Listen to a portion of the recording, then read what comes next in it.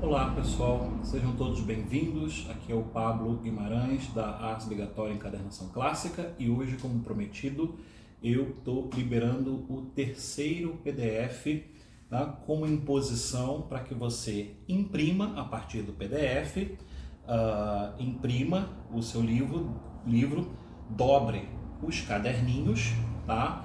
E depois você vai fazer a costura, aquela coisa toda, para você que já está inscrito no nosso curso de encadernação, que é o curso básico de encadernação clássica, tá? Que eu criei a pedido de vocês aqui no canal. Bom, e só que hoje, diferentemente dos dois PDFs primeiros que eu liberei, primeiro foi a primeira edição, né, das Espumas Flutuantes do Castro Alves, de 1870, acho que foi, né? Tô meio gaga. E o segundo PDF, que foi a primeira edição de 1881 das Memórias Póstumas de Brás Cubas de Machado de Assis. Hoje eu trouxe uma coisa um pouco diferente. Eu trouxe uma edição preparada por mim a partir de uma obra do senhor do senhor Álvaro Ferreira de Vera, tá? Um autor do século XVII, cujo facsímile eu tenho aqui, tá, impresso. Esse livro, Origem da Nobreza, tá? É o Origem da Nobreza Política, Brasões de Armas, Apelidos, Cargos e Títulos Nobres. Tá? O autor é o Álvaro Ferreira de Vera e esse livro foi publicado aqui no ano de 1631. Tá? Acontece que eu gosto muito de genealogia, gosto muito de nobiliarquia, eu gosto muito de heráldica, é uma coisa que eu estudo, e eu tinha referência desse livro, esse livro do século, na verdade, século XVII, um livro maravilhoso, tá? Ele tá aqui, foi o PDF da edição original, claro, esse livro, até onde eu sei, nunca foi reeditado, tá? Tava no Google Books, trata-se de uma obra em domínio público. Então eu peguei, imprimi e tal, fiz a imposição das páginas e imprimi. Quando eu comecei a ler, comecei a passar, eu percebi que, na verdade, esse tratado sobre a nobreza se restringia a uma parte muito pequena, na verdade. Esse livro, que tem mais de 300 páginas, ele vai só até aqui, até menos da metade do livro. O restante são outros livros dele, sobre gramática, sobre ortografia, um curso de memória, né? Um curso mnemotécnico, né? Ensinando técnicas mnemônicas. Então isso é muito comum até o século XVIII, até mais ou menos até o século XVIII. Você pega uma obra, e na verdade elas são várias obras que foram encadernadas juntos, né? Que foram editadas num volume só, obras distintas. Então tem aqui, depois desse tratado de nobreza política, tem aqui, ó, ortografia ou arte para escrever certo na língua portuguesa, né? E que é uma obra bastante extensa, toma mais ou menos metade, né, do livro. Depois tem uma outra obra aqui que é o Modo para Saber Contar por Calendas. Isso aqui agora eu nem sei exatamente o que é isso, contar por calendas, é uma expressão na época. E o livro que eu reeditei para vocês é o livro Memória Artificial, né? Ou Modo para Adquirir Memória por Arte. Arte aqui no sentido, né, naquele sentido de artes liberais, né? Artes liberais, artes mecânicas, por exemplo, a encadernação é uma arte mecânica, né? Uma arte, digamos, utilitária e mecânica. Então eu encontrei esse livro aqui também, né, com a edição aqui do ano de 1631, e eu achei tão interessante, tem interesse específico por mnemotécnica, que eu falei, ó, eu vou reeditar esse livro, eu vou transcrevê-lo, claro, dando uma atualizada na ortografia da língua portuguesa, que é tem uma ortografia relativamente diferente da nossa, né, atual. Só que a edição desse livro, veja como ele é pequenininho, eu falei, vou fazer uma edição em 1/4, ou seja,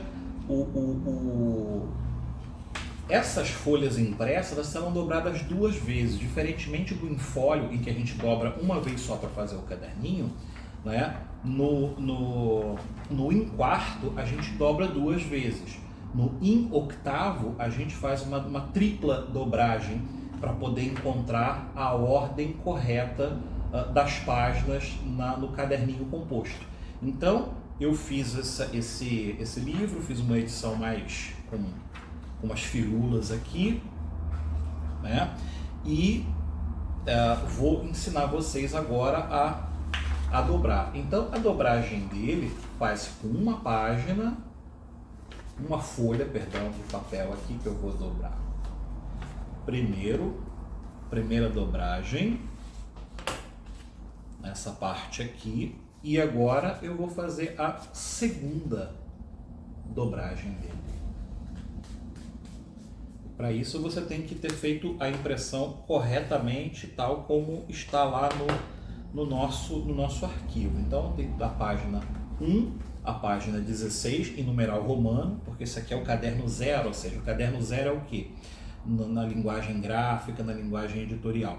É aquela parte que contém a falsa folha de rosto, que é essa aqui, que só tem o título do livro, a folha de rosto, que aí já tem o título completo, no caso se tem subtítulo, aparece subtítulo, o nome do autor e os dados da editora, né? O nome da editora, a cidade onde foi impresso o livro e o ano de impressão do livro.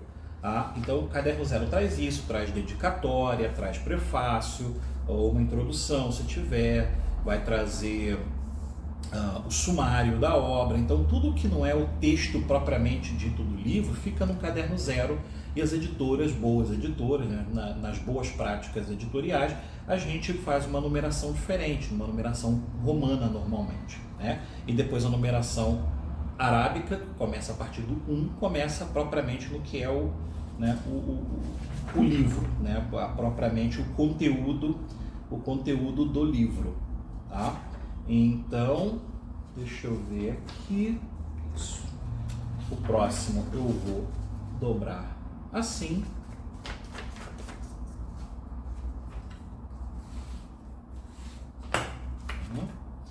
E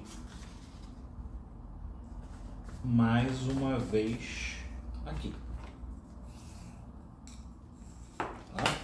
Aqui eu fiz o que? Eu coloquei uma reprodução da folha de rosto da edição original de 1631. E agora isso aqui eu coloco aqui e obtenho a minha sequência completa.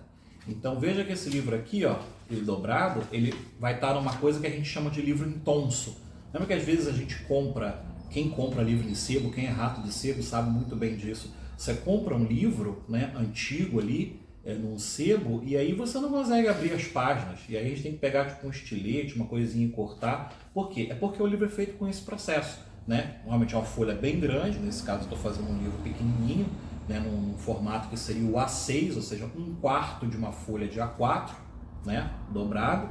Então ele fica assim fechado. Depois a gente tem que, né, entre aspas, guilhotinar, né? Então tá aqui o nosso primeiro caderninho.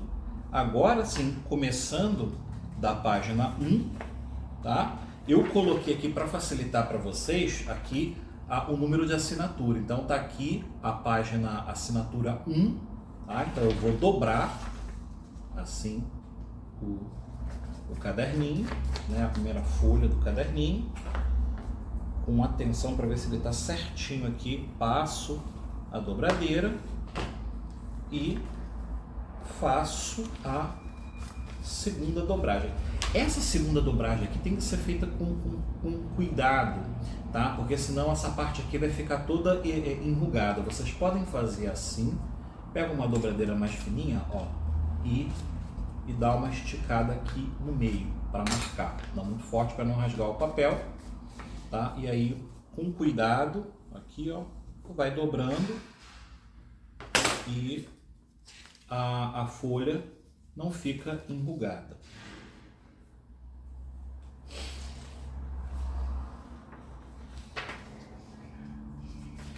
Agora aqui 4, 5.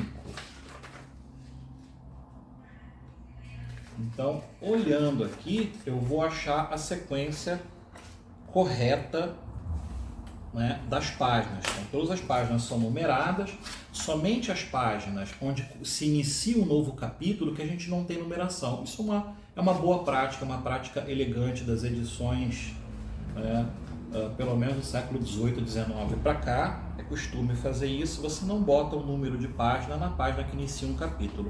E lembram da última edição que eu mostrei para vocês, do Machado de Assis, que a gente montou aqui junto, que tinha capítulos, né, que começavam em páginas pares? Isso é um horror, isso é uma das coisas consideradas, pelo menos na época, né, da edição desse livro do Machado, 1881. Eu confesso a vocês que eu não sei se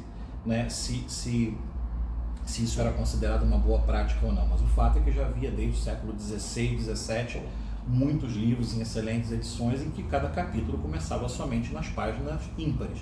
Então, claro que para essa edição aqui também, todos os capítulos começam sempre na página ímpar, nunca numa página par, né? Então, isso constitui uma boa prática editorial. Aqui, ó, página 16, página 17, começa aqui, ó, caderninho com assinatura número 3. Então, eu dobro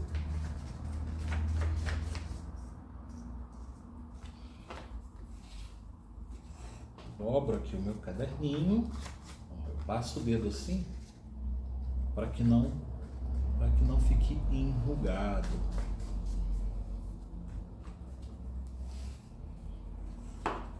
Outra coisa também é que essa edição que eu fiz, cada capítulo, né, a primeira frase de cada capítulo começa com uma letra capitular, né, artística, que faz alusão àquelas maravilhosas iluminuras que se fazia, sobretudo antes do advento do livro impresso. Inclusive, os primeiros livros impressos no século XV, eles tentavam imitar essas iluminuras, que são esses desenhos estilizados, lindos, maravilhosos.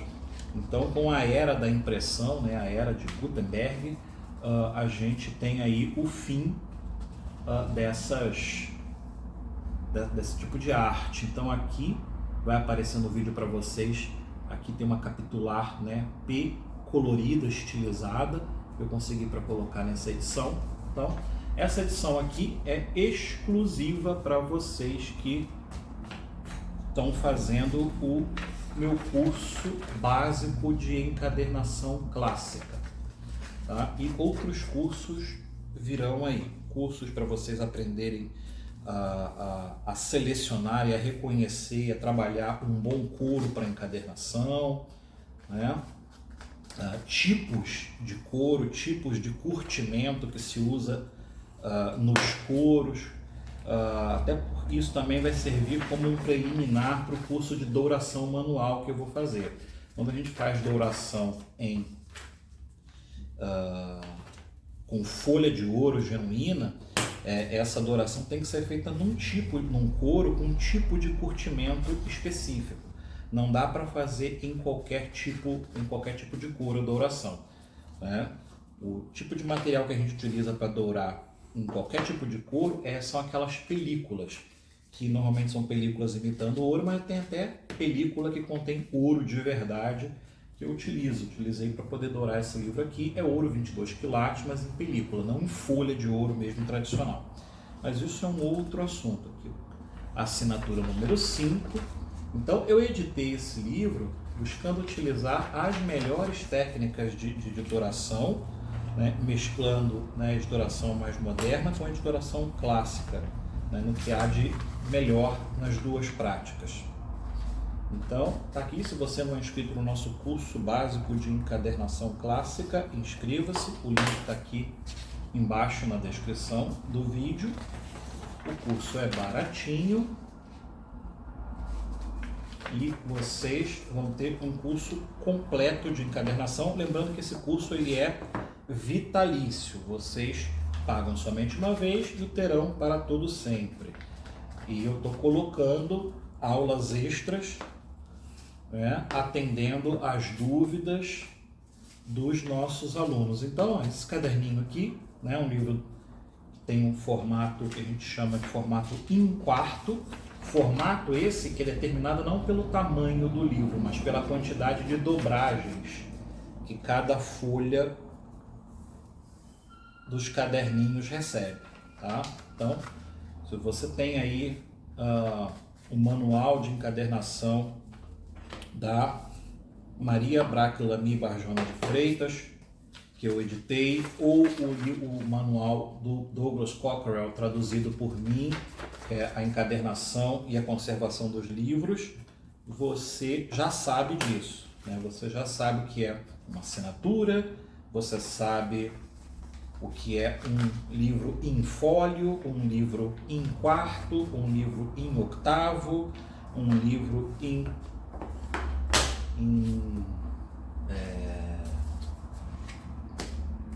doxavo, agora esqueci como é que se fala a partir de 12, um livro em duodécimo, né? São termos em latim. Então aqui o nosso último caderninho, assinatura número 7.